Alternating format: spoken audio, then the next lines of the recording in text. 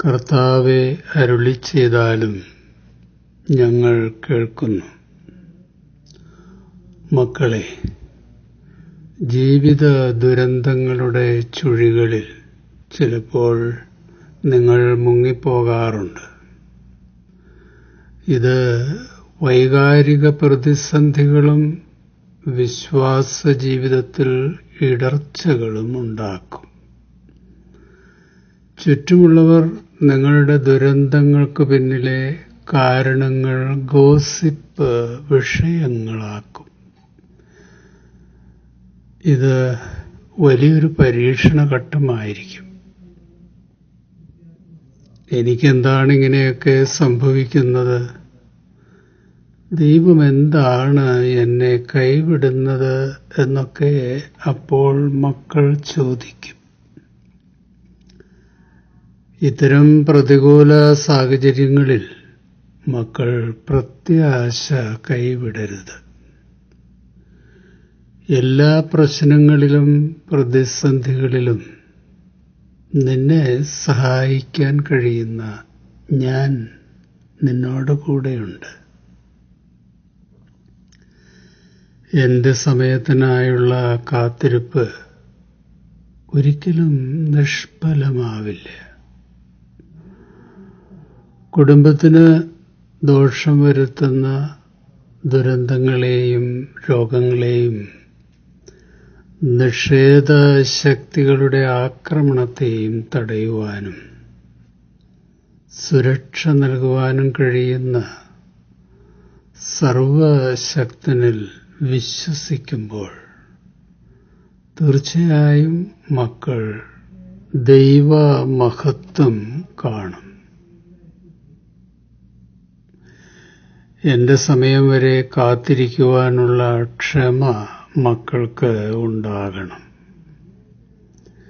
Instant culture ശീലമായിപ്പോയതുകൊണ്ടായിരിക്കാം പ്രാർത്ഥനയ്ക്ക് എപ്പോഴും ഉടനടി മറുപടി കിട്ടണമെന്ന നിർബന്ധമാണ് എല്ലാവർക്കും.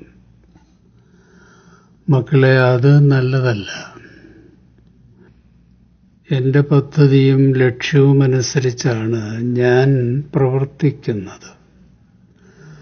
അതൊന്നും മനസ്സിലാക്കുവാൻ നിങ്ങളുടെ പരിമിത ബുദ്ധിക്കും നിർമ്മിത ബുദ്ധിക്കും കഴിയില്ല.